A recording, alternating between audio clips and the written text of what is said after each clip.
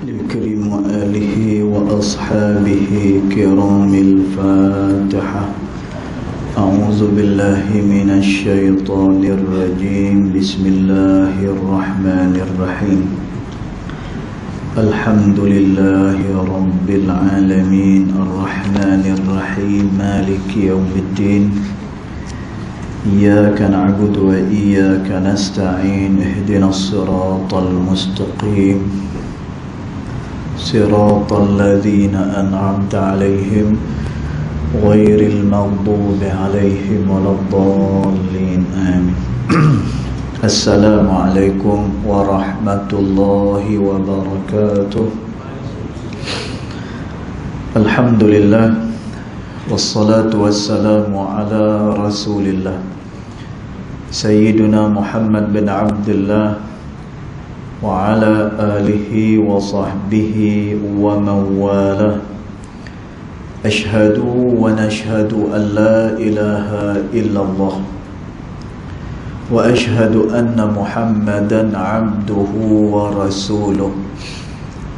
اللهم فصل وسلم على سيدنا محمد عبدك ورسولك النبي الأمي وعلى آله وصحبه وبارك وسلم. ثم أقول رب اشرح لي صدري ويسر لي أمري واحلل عقدة من لساني يفقه قولي يفقه قولي يفقه قولي. أما بعد، قال الله سبحانه وتعالى في تنزيله: لقد كان لكم في رسول الله أسوة حسنة صدق الله العظيم. ربي أدخلني مدخل صدق وأخرجني مخرج صدق واجعل لي من لدنك سلطانا نصيرا.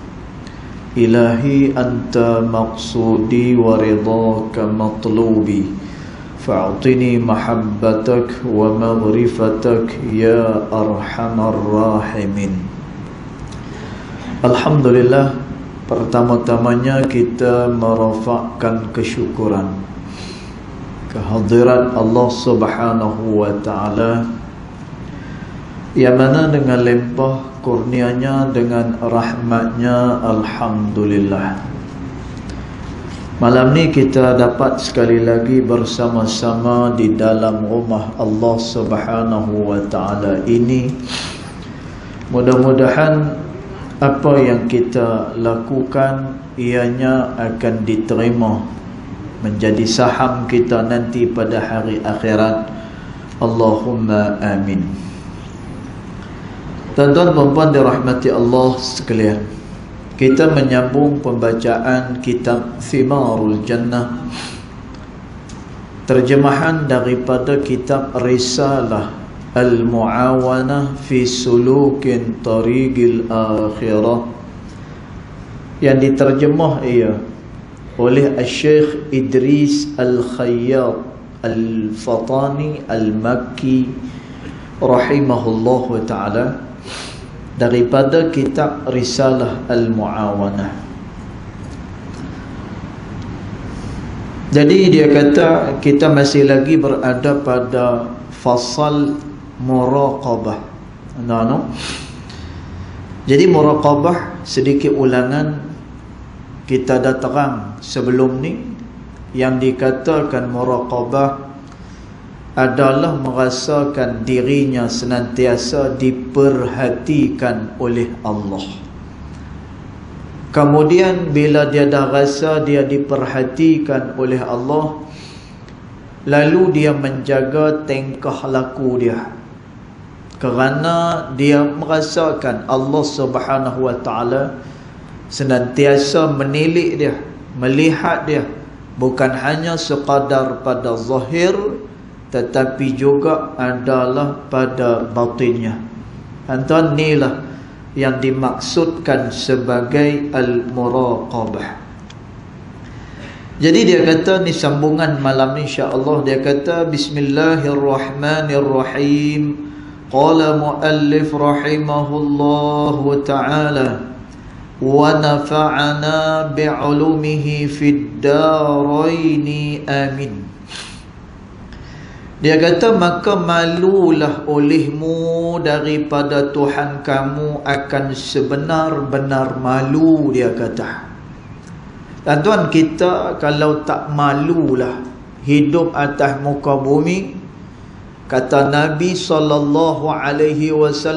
if'alu ma tasha', kata Nabi, buatlah apa-apa yang kamu kehendaki, kata Nabi SAW. Dan tuan, kadang-kadang manusia ni dia melakukan perkara-perkara yang dilarang oleh Allah, seolah-olah macam perkara tu tak dilarang oleh Allah Subhanahu wa ta'ala. Dan tuan, macam dia tidak ada Tuhan, seolah-olah macam tu. Kerana tu Nabi SAW kata, kalau dah kamu tak malu sangat hidup atas muka bumi ni, dah tak sedar diri sangat dah, if'alu ma tasha', buatlah apa-apa yang engkau suka, kata Nabi SAW. Dan tuan, tapi orang yang melakukan perkara-perkara yang dia lakukan atas dunia ni, dia kena ingat, satu masa esok dia akan diperhitungkan oleh Allah Subhanahu wa ta'ala pada hari kemudian. Kerana tu dalam suratul Fatihah, dan tuan, dalam kalau boleh suratul Fatihah ni, tuan-tuan, kita balik rumah sekejap lagi, kita buka tengok apa dia punya makna dia.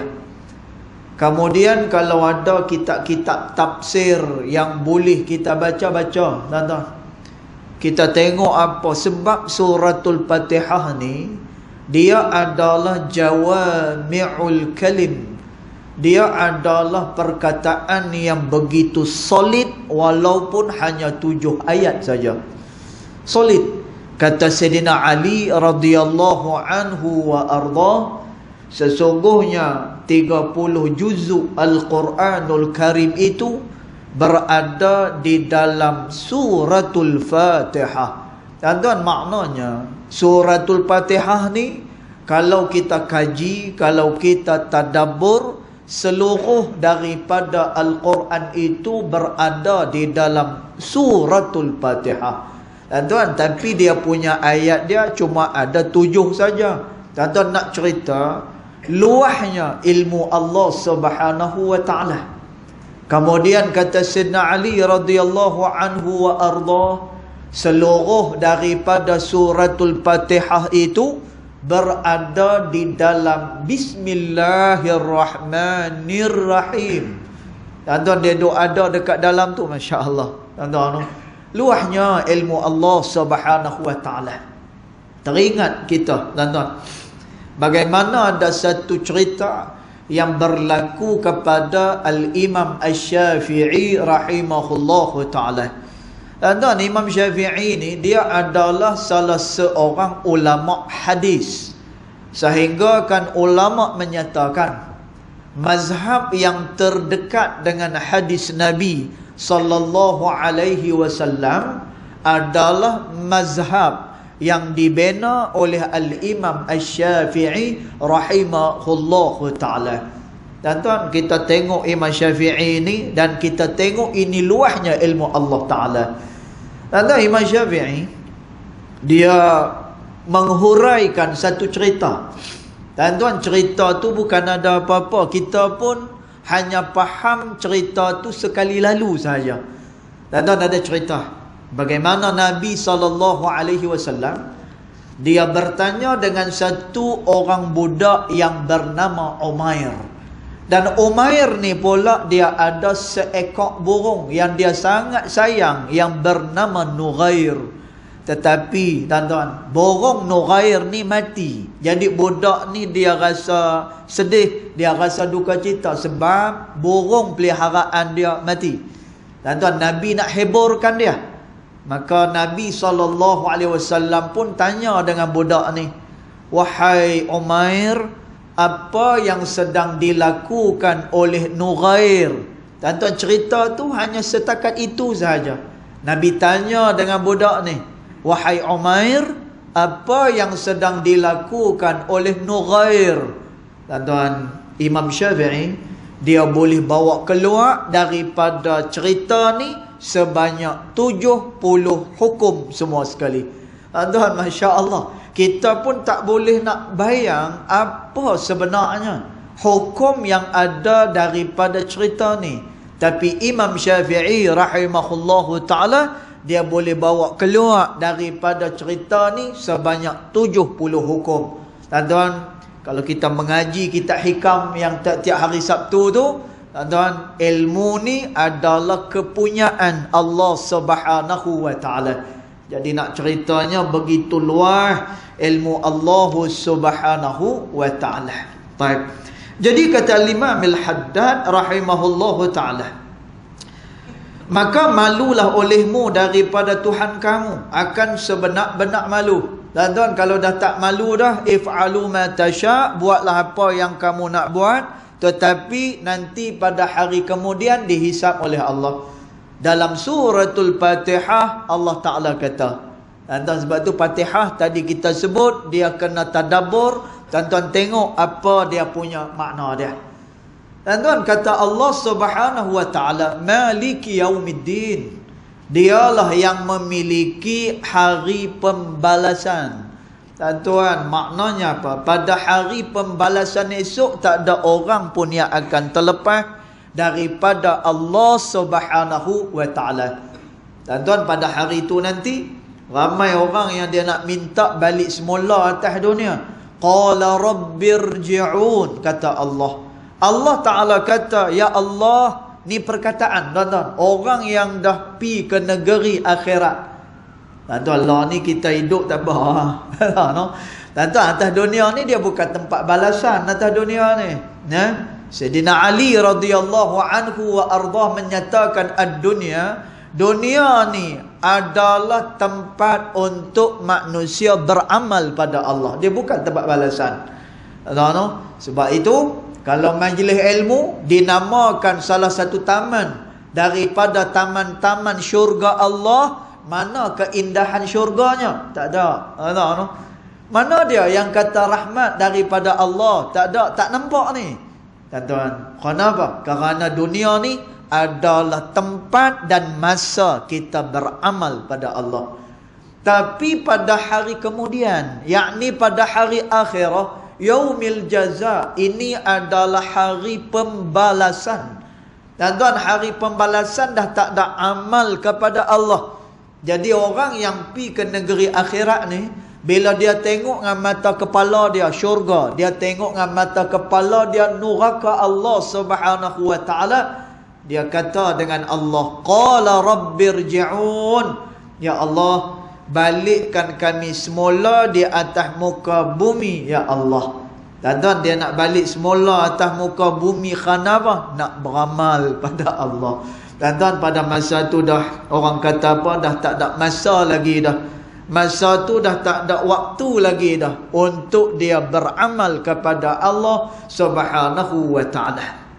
Baik. Maka dia kata, maka malulah olehmu daripada Tuhan kamu akan sebenar-benar malu, dan bersungguh-sungguh olehmu akan bahawa tiada memperlihat ia, yakni memperjatuh ia Ta'ala atas engkau akan barang yang ia tegah. Dan tuan, maknanya apa?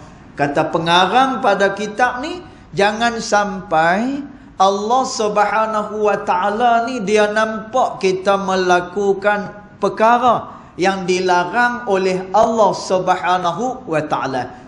Dan tuan, Al-Imam Al-Ghazali rahimahullahu ta'ala menyatakan di dalam kitabnya Bidayatul Hidayah. Dan tuan, kata Al-Imam Al-Ghazali rahimahullahu ta'ala, hendaklah kalian berada pada tempat-tempat hak yang dikehendaki oleh Allah Subhanahu wa ta'ala. Dan tuan, mana-mana tempat yang dikehendaki oleh Allah Subhanahu wa ta'ala, kita berada dekat situ, maka kata Imam Ghazali, adalah kita di situ, kata Imam Ghazali rahimahullahu ta'ala. Tuan-tuan, Allah Ta'ala nak kita berada di dalam majlis ilmu, tengok-tengok dia dah. Tuan-tuan, Allah Subhanahu wa ta'ala nak kita berada dekat masjid, tengok-tengok dia dah. Tuan-tuan, semua tempat-tempat kebaikan ni dia dok ada. Tuan-tuan, maka jangan ada pada tempat-tempat yang ditegah oleh Allah Subhanahu wa ta'ala. Tuan-tuan, berada pada tempat yang ditegah oleh Allah Subhanahu wa ta'ala, ianya akan mengundang 1001 kemurkaan Allah Subhanahu wa ta'ala.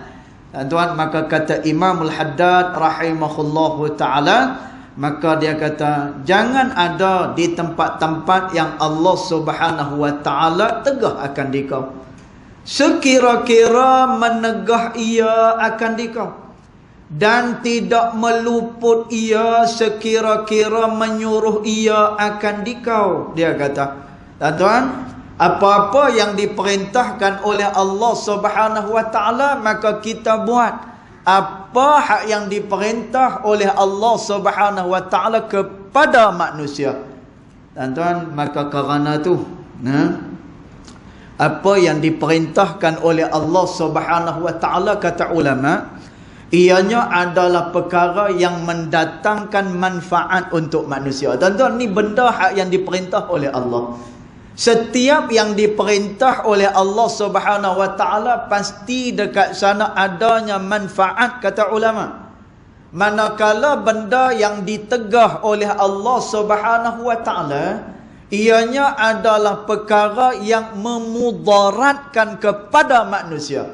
Tuan-tuan, maka kerana tu kita buat apa-apa hak yang disuruh oleh Allah Subhanahu wa ta'ala. Dan orang yang melakukan apa yang diperintah oleh Allah Subhanahu wa ta'ala, ini menunjukkan bahawa dia telah meletakkan dirinya sebagai hamba kepada Allah Subhanahu wa ta'ala. Dan tuan, hamba ni dia punya cogan, kata dia.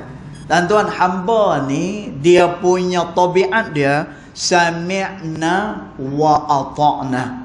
Kami dengar dan juga kami taat kepada Engkau, ya Allah. Tuan-tuan, maknanya dia tidak ada dakwa dakwi. Tuan-tuan, tidak ada lagi dah dia nak minta alasan daripada Allah Subhanahu wa ta'ala. Apa yang diperintah oleh Allah Subhanahu wa ta'ala, maka dia buat. Tuan-tuan, orang yang macam ni dia telah meletakkan dirinya sebagai hamba kepada Allah Subhanahu wa ta'ala. Dan tuan, kerana tu Al-Imam An-Nawawi rahimahullahu ta'ala menyatakan.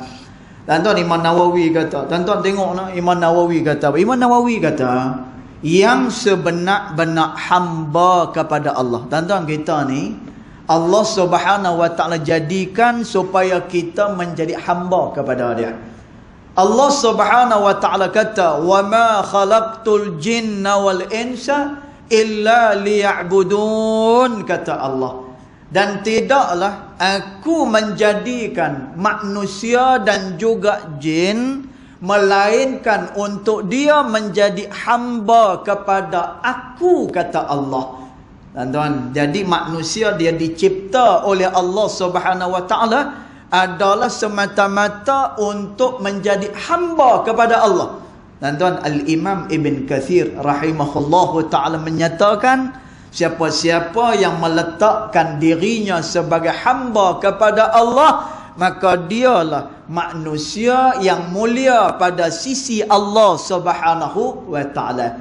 Tuan-tuan, kata Imam Nawawi rahimahullahu ta'ala, manusia yang paling mulia dan juga manusia yang telah meletakkan dirinya sebagai hamba Allah ni lagu mana?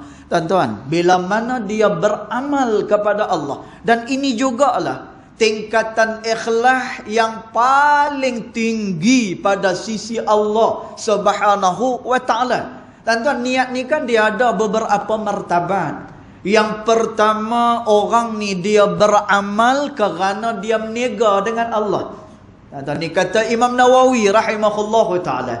Lagu mana dia berniaga dengan Allah Subhanahu wa taala? Bila dia melakukan sesuatu, dia nak sesuatu pula daripada Allah Subhanahu wa taala.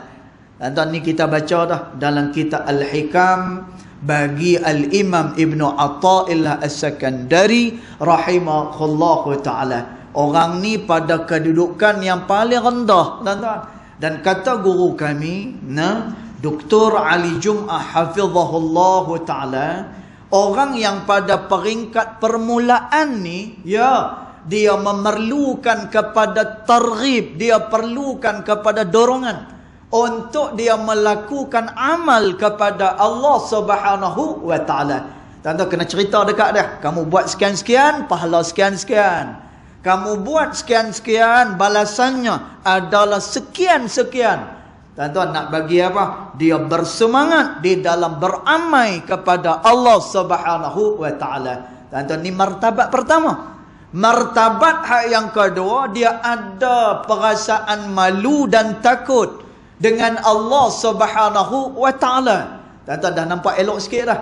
Dia ada rasa malu, kemudian dia ada rasa takut dengan Allah Subhanahu wa taala. Tuan-tuan, tapi dia tak sampai lagi kepada kedudukan semulia-mulia hamba. Tuan-tuan, yang paling mulia ni lagu mana?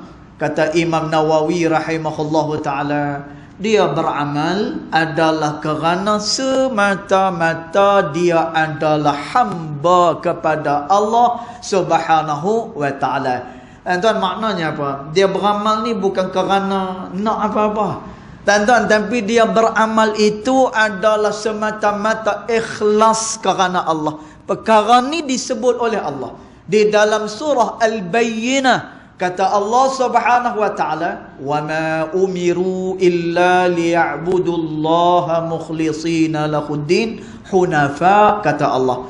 Dan tidaklah diperintahkan kepada manusia itu menyembah Allah Subhanahu wa ta'ala dalam keadaan dua keadaan. Tuan-tuan, satu mukhlisin, dalam keadaan mereka ikhlas dengan Allah. Tak cukup dengan ikhlas hunafa. Hunafa ni apa dia? Dia punya amalan tak bercampur dengan apa-apa, semata-mata ikhlas kepada Allah. Mukhlisin apa ni? Wa ma umiru illa liya'budullah mukhlishina lahuddin hunafa. Tuan-tuan, orang mengaji bahasa Arab, dia kata apa? Ni taukid ni. Tuan-tuan, maknanya dia nak apa ni? Dia nak yang ikhlas sungguh. Tuan-tuan, ikhlas sungguh ni lagu mana? Disebut oleh Al-Imam Sahal bin Abdullah At-Tustari rahimahullahu ta'ala. Orang yang ikhlas beramal kepada Allah, tidak memikirkan, hanya Allah Subhanahu wa ta'ala. Tuan-tuan, maka kata Imam Al-Haddad rahimahullahu ta'ala, sekira-kira menyuruhnya ia akan dikau, dia kata, maka lakukanlah apa yang diperintah oleh Allah Subhanahu wa ta'ala. Tuan-tuan, kita buat benda yang diperintah oleh Allah Ta'ala ni tak rugi apa-apa. Kita tak rugi. Bahkan bila kita melakukan dosa pada Allah, yang tu rugi. Tuan-tuan, kata Nabi SAW, "Inna Allah la yahrumar rizqa 'alal 'abdi," kata Nabi, sesungguhnya terhalang rezeki ke atas seseorang hamba itu bizambih, adalah kerana disebabkan dosanya kepada Allah Subhanahu wa ta'ala. Atau kama qala Rasulullah sallallahu alaihi wasallam. Dan maknanya apa? Kita ni yang kerana hidup susah ni, pasal apa susah? Tuan-tuan, susah ni bizambih, ianya adalah kerana dosa pada Allah. Tuan-tuan, pasal apa? Benda yang kita buat kadang-kadang tak sukses, bizambih, ianya adalah kerana dosanya kepada Allah Subhanahu wa ta'ala. Tuan-tuan, pasal apa? Bala datang, bizambih, ianya adalah kerana dosa kepada Allah Subhanahu wa ta'ala. Tuan-tuan, tapi kalau orang yang bertakwa, Allah Ta'ala cerita lain. Allah Ta'ala kata apa? Allah Ta'ala kata, "Walau anna ahlal qura amanu wattaqau lafatahna alaihim barakat," kata Allah. Kalaulah penduduk dalam sesuatu tempat mereka beriman dan juga bertakwa kepada Allah Subhanahu wa taala, la fatahna alaihim barakat, kami buka ke atas mereka itu keberkatan kata Allah. Tuan-tuan, berkat ni apa dia? Berkat ni kata ulama ziyadatul khair, bertambahnya kebaikan daripada sisi Allah Subhanahu wa taala. Tuan-tuan, sebab tu tak rugi kalau kita sembahyang banyak, tak rugi. Tuan-tuan, kita zikir banyak, tak rugi. Pasal apa? Kerana perkara-perkara inilah yang memberikan kemudahan kepada kehidupan dunia kita. Tuan-tuan, seorang ulama daripada kota Ainat di Hadramaut, Yaman. Tuan-tuan, nama dia Syekh Abu Bakar bin Salim, rahimahullah ta'ala. Tuan-tuan, Syekh Abu Bakar bin Salim, dia kata apa? Dia kata, dunia ni aku buang lama dah. Dia kata, tuan-tuan, Masya Allah, tabarakallah. Tuan-tuan, kita tak boleh nak kata apalah orang yang macam ni. Kan kita dah baca dah dalam kitab hikam Tok Pulau Manis, rahimahullahu ta'ala, dia kata apa? Ada golongan manusia yang pada kedudukan sabab. Tuan-tuan, dia hati dia masih lagi risau lagi. Kalau tak boleh makan, dia risau lagi. Tuan-tuan, kalau dia tak boleh apa yang dia hendakkan, tak dapat benda yang dia cita-citakan, dia ada risau lagi. Tuan-tuan, berbeza dengan orang yang berada pada kedudukan tajrid. Tuan-tuan, orang yang berada pada kedudukan tajrid ni, hatinya dipenuhi dengan Allah Subhanahu wa taala. Lagu mana? Allahu taala a'lam. Kerana tasawuf ni kata ulama, man lam yazuk lam yadri. Siapa yang tak rasa maka dia tak tahu. Tuan-tuan, hati kita bukan sama. Bukan sama. Tengok tarawih pun lain-lain kan. Baru-baru ni. Tarawih pun lain-lain. Ada yang buat 8, ada yang buat 20. Tuan-tuan, di Yaman setiap malam 100 rakaat. Kita tak boleh nak faham. tak boleh kan. Mula 20 rakaat dekat masjid ni, kemudian 20 rakaat dekat masjid ni, 20 rakaat dekat masjid ni. Tuan-tuan, dalam kitab-kitab fiqh menyatakan apa? Solat tarawih tidak tertentu hanya pada 8 rakaat, juga tidak tertentu hanya pada 20 rakaat. Bahkan sebahagian daripada pendapat ulama menyatakan apa? Lebih daripada 100 rakaat. Cuma jari kita nak kena tuding balik kat kita. Nak buat ke tak? Tu ya.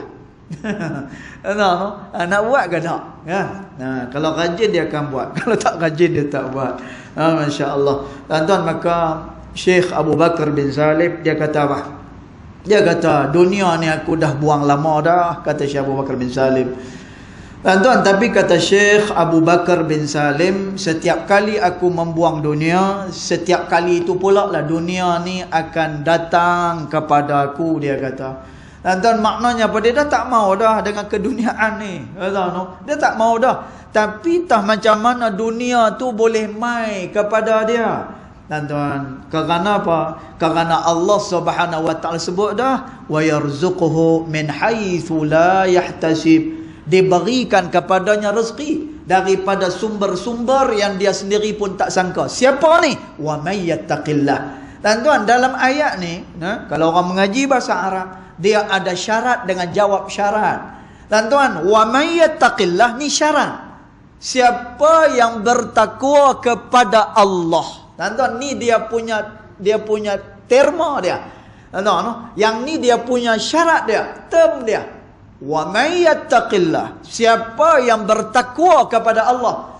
Tuan-tuan, ada jawab daripada syarat ni, yaj'al lahu makhraja, dia akan dikeluarkan, dia akan dapat keluar daripada segala masalah. Wa yarzuquhu, dan dia akan direzekikan min haitsu la yahtasib, daripada sumber yang dia sendiri pun tak sangka-sangka, kata Allah. Tapi syarat dia apa? Yattaqillah, dia kena bertakwa kepada Allah Subhanahu wa taala. Baik. Kemudian dia kata lagi, sekira-kira menyuruh ia akan dikau, dan ibadatlah olehmu akan dia, seolah-olah engkau melihat akan dia. Dia kata. Tuan-tuan, kata Al-Imam Al-Haddad rahimahullahu ta'ala, beribadat kepada Allah Subhanahu wa taala seolah-olah macam kamu melihat kepada Allah Subhanahu wa taala. Tuan-tuan, perkara inilah yang disebut oleh Nabi SAW ketika mana Jibril alaihi salam datang kepada Nabi SAW. Tuan-tuan, inilah muraqabah. Tuan-tuan, dia duk berasa bahawa Allah Ta'ala tu tengok kepada dia. Tuan-tuan, nanti kita akan terang kat bawah-bawah nanti. Ya, kita cerita benda ni nak suruh Allah Ta'ala tu rasa tengok kita. Tuan-tuan, kita nak kuat dalam beribadat kepada Allah. Tuan-tuan, tapi benda ni dia ada kaitan dengan hati seseorang manusia. Nanti kat bawah dia akan cerita, nak dapat perasaan ni dia bermula daripada hati seseorang. Sebab ni benda hati. Dia bukannya benda yang boleh dibuat-buat, tak boleh. Kalau dibuat-buat lenguh badan. Dibuat-buat ni lenguh badan, tuan-tuan. Tapi permulaan memang dia lenguh lah. Kata Imamul Haddad rahimahullahu ta'ala, permulaan seseorang itu adalah penat, manakala di akhirnya adalah sa'adah, adalah kebahagiaan, kata Imam Al-Haddad rahimahullahu ta'ala. Tuan-tuan, sebab tu kalau kita tengok anak-anak kita kan yang mengaji kat pondok dekat mana, mula-mula tu pertama tu dia agak payah dia nak menyesuaikan diri dia. Tapi bila dah lama dah kan. Kalau saya dulu mengaji di Kelantan dulu, dia bukan macam pondok lah ni kan. Kalau kami dulu ni pondok dulu-dulu, bumbung terbang kami pasang sendiri, paku sendiri, apa semua sendiri. Tuan-tuan, Masya Allah, Tabarakallah, habis-habis mengaji boleh survive kehidupan. Setakat bumbung bocok tak ada masalah. Budak pondok boleh buat. Masya Allah. Agak-agak bini tak mau masak pun tak apa. Tapi jangan tak masak. Kita boleh masak, boleh hidup insya Allah kalau seorang-seorang ni. Pasal apa? Dulu ni Tok Guru latih dah. Jadi sebab itu kata ulama, permulaan itu kadang-kadang susah, tetapi di akhirnya sa'adah adalah kebahagiaan. Jadi kata Imamul Haddad, dan ibadat olehmu akan dia seolah-olah, akan Allah Ta'ala, seolah-olah engkau melihat akan dia. Ibadat pada Allah seolah-olah macam kita melihat kepada Allah Subhanahu wa Ta'ala. Tuan-tuan, Nabi SAW ditanya oleh Jibril AS, Ya Muhammad, akhbirni anil ihsan. Muhammad, tolong khabarkan kepada aku apa itu ihsan. Tuan-tuan, ihsan ni apa dia? Ihsan ni adalah perkara yang paling baik dilakukan oleh seseorang. Tuan-tuan, kita kalau nak buat amalan yang paling baik, hak ni lah yang paling baik sekali. Tuan-tuan, apa dia? Ta'budullaha ka'annaka tarahu. Kamu menyembah Allah ataupun kamu menjadi hamba kepada Allah, ka'annaka tarahu, seolah-olah macam kamu tengok kepada Allah. Tuan-tuan, manusia ni kalau dia tengok ke Tuhan tak tahu kata apa. Tuan-tuan, Nabi Musa AS, bila mana dia naik ke Jabal Tursena, bila mana dia nak melihat kepada Allah Subhanahu wa Ta'ala, tuan-tuan, Allah Ta'ala baru je mentajallikan cahaya dia. Tuan-tuan, belum dia lagi, baru mentajallikan cahaya dia. Tuan-tuan, janggut dia jadi putih, kemudian dia pun rebah pensan. Tuan-tuan, tak boleh. Tuan-tuan, kita ni kalau tengok Allah Subhanahu wa Ta'ala tak tahulah macam mana gamaknya keadaan kita. Tuan-tuan, ni kalau kita nampak syurga dekat depan kita, tak tahulah jadi apa kita. Nampak neraka Allah Subhanahu wa Ta'ala, tak tahu macam mana keadaan kita. Jadi kata Nabi SAW, ta'budullaha ka'annaka tarahu. Kamu menyembah Allah ataupun kamu jadi hamba kepada Allah, ka'annaka tarahu, seolah-olah macam kamu melihat kepada Allah Subhanahu wa Ta'ala. Fa in lam takun tarahu, seandainya kamu tak boleh melihat kepada Allah. Tuan-tuan, daripada hadis ni, daripada perkataan ni, Nabi SAW nak beritahu pada kita, atas dunia memang kita tak boleh tengok Allah Subhanahu wa Ta'ala. Tuan-tuan, tak nampak Allah Subhanahu wa Ta'ala ni. Tuan-tuan, pasal apa tak nampak? Ini adalah ujian daripada Allah nak tengok siapa di antara kita yang benar-benar beriman kepada Allah Subhanahu wa taala. Tuan-tuan, Tuhan nak tengok siapa dia yang percaya sungguh-sungguh dan juga yakin sungguh-sungguh dengan Allah. Cuma tuan-tuan, ada tanda adanya Allah Ta'ala. Ulama kata apa? Tanda adanya Allah, adanya alam ini. Tuan-tuan, bila ada alam ni, ada benda yang manusia tak boleh nak buat semua. Semua tak boleh buat. Nyamuk, ada yang boleh buat nyamuk? Tak ada. Lalat, ada yang boleh buat lalat? Tak ada. Kerana tu Allah Subhanahu wa taala kata ni tanda wujud Allah Subhanahu wa taala. Tuan-tuan, cuba kita nak suruh siapa buat ni? Saintis mana nak buat ni? Tuan-tuan, Tuhan mana yang nak buat ni? Tak boleh. Sebab itu Allah Ta'ala kata, innallaha la yastahyi an yadhriba mathalan ma ba'udatan fama fawqaha, kata Allah. Sesungguhnya Allah Ta'ala tidak malu untuk menjadikan contoh di dalam Al-Quran yang agung, walaupun hanya sebesar ba'ud, hanya sebesar nyamuk, kata Allah Subhanahu wa ta'ala. Tuan-tuan, Quran ni Masya Allah, dia kitab yang agung. Masya Allah.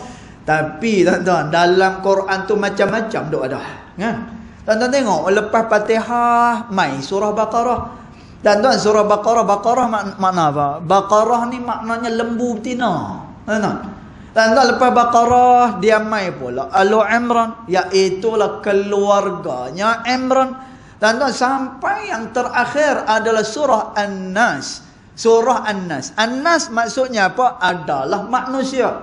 Ada tengah-tengah tu pula surah Al-Ankabut, surah labah-labah. Tuan-tuan, Allah Ta'ala kata apa? Dia sebut dalam surah Al-Baqarah, Allah tak malu untuk memasukkan contoh-contoh walaupun sebesar nyamuk, kata Allah Subhanahu wa taala. Tuan-tuan, dalam Quran ni dia ada nama-nama yang kecil, ada nama-nama yang besar dalam Al-Quran. Ada macam-macam nama. Kata Imam Ibn Kathir rahimahullahu ta'ala, di sini Allah Subhanahu wa ta'ala nak menunjukkan satu kewujudan dia. Itu yang pertama. Tuan-tuan, yang kedua, nama-nama surah ni ada macam-macam benda, adalah kerana nak tunjuk semua benda ni di dalam pengaruh kekuasaan Allah Subhanahu wa ta'ala. Tuan-tuan, maka kerana tu semua perkara tu ada di dalam Al-Quranul Karim. Jadi kata Nabi SAW, fa illam takun tarah, kalaulah kamu dah tak boleh tengok pada Allah Subhanahu wa ta'ala, memang tak boleh. Mana boleh? Kita boleh melihat kepada Allah di atas muka bumi ini. Tapi kalau dikehendaki oleh Allah, yang tu terserah kepada Allah Subhanahu wa ta'ala. Jadi kata Nabi, kalau kamu dah tak boleh tengok pada Allah, nak buat lagu mana? Fa innahu yaraka, ketahuilah Allah Subhanahu wa ta'ala senantiasa melihat kepada kamu, kata Nabi sallallahu alaihi wasallam.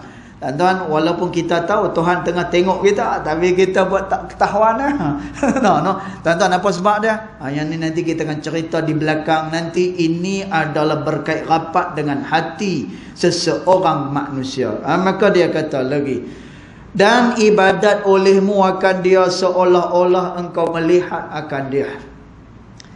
Maka jika tidak adalah engkau itu melihat akan dia, maka bahawasanya melihat ia akan dikau, dia kata. Dan manakala melihat engkau daripada diri engkau itu segan daripada mengerja akan taat. Tuan-tuan, kata Imamul Haddad rahimahullahu ta'ala, bila kamu dah tahu dah Allah memerhatikan diri kamu, tapi masih lagi segan, tuan-tuan, tapi masih lagi malas nak melakukan taat kepada Allah Subhanahu wa ta'ala. Tuan-tuan, Masya Allah, taat ni memang satu benda yang sangat besar untuk kita buat berbanding dengan mengikuti syahwat. Kerana tu Nabi sallallahu alaihi wasallam ketika mana Nabi pi ziarah, dalam Isra' Mi'raj, Nabi pi ziarah kepada syurga dan juga neraka Allah Subhanahu wa taala.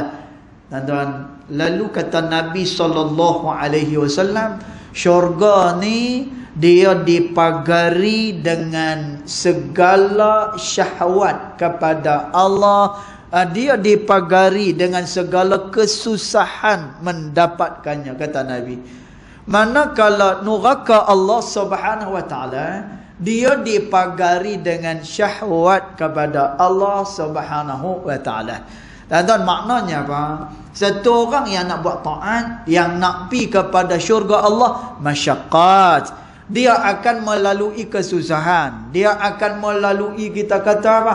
Berat untuk dia melakukan taat kepada Allah Subhanahu wa taala. Tuan-tuan, tapi nak melakukan perkara yang dilarang oleh Allah, syahwat. Tuan-tuan, syahwat ni apa dia? Menyenangkan diri. Tuan-tuan, syahwat ni sesuai dengan hawa nafsu manusia. Maka kerana tu dia dipagari, neraka dipagari dengan syahwat. Maka mudah sangat untuk orang ni melakukan perkara yang dilarang oleh Allah Subhanahu wa taala. Jadi dia kata, bila engkau tengok segan daripada mengerjakan taat, maknanya apa? Malas mengerjakan taat, dan cenderung, yakni cenderung kepada maksiat, maka memperingat olehmu akan dia, dengan bahawasanya Allah Ta'ala mendengar ia akan dikau, dan melihat ia akan dikau, dan mengetahui ia akan hati engkau, dan cakapan engkau yang tersembunyi sekalipun. Tuan-tuan, kalau kita ni malas melakukan taat dan cenderung melakukan maksiat pada Allah, ingat benda-benda yang disebutkan oleh pengarang kitab ni. Allah tengok kita, kemudian Allah Subhanahu wa taala tahu hati kita, sekalipun benda tu sangat tersembunyi, ianya diketahui oleh Allah Subhanahu wa taala. Maka jika tidak memberi faedah, dan ada orang benda ni tak beri faedah pun pada dia, ceritalah neraka kok mana pun. Cerita neraka kat dia. Dalam neraka ni dahsyat. Azab Allah Subhanahu wa taala ni berat. Tuan-tuan, malah dia akan balas balik kat kita dia kata kobok lain-lain Kalau rasa aku kena azab bising hingga, hang nanti esok mati jangan tanam sebelah aku. Tuan-tuan, dia buat main benda tu. Masya-Allah. Tuan-tuan, dia buat main tu pasal apa? Kerana kata Nabi SAW, orang sihat tak dapat menghargai kesihatan. Kerana apa? Dia belum sakit. Orang yang hidup tak dapat hargai kehidupan selagi mana dia tidak dimatikan oleh Allah Subhanahu wa taala. Tuan-tuan, kita lah ni sihat lah. Lah ni. Esok-esok ni bila dah sakit, baru dia nak menyesal. Kalau aku tahu aku tak minum je ni, aku tak makan benda ni. Tuan-tuan, dah sakit dah. Kemudian Nabi kata apa? Orang yang hidup tak boleh hargai kehidupan setelah dia mati. Memang dalam Al-Quran Allah Ta'ala rakamkan perkataan orang yang dah pergi ke akhirat. Mereka kata apa? Qala rabbirji'un. Ya Allah, balikkan kami semula di atas muka bumi. Tuan-tuan, pasal apa nak balik semula atas muka bumi? Fa as-saddaqa wa akum minas salihin. Aku nak bersedekah dan juga aku nak buat amal-amal saleh kepada engkau ya Allah. Tuan-tuan, Allah Ta'ala templak orang macam ni. Allah hujah balik orang macam ni. Allah Ta'ala kata apa? Awalam nu'ammirkum. Apakah umur yang kami beri dulu tak cukup? Kata Allah Subhanahu wa ta'ala.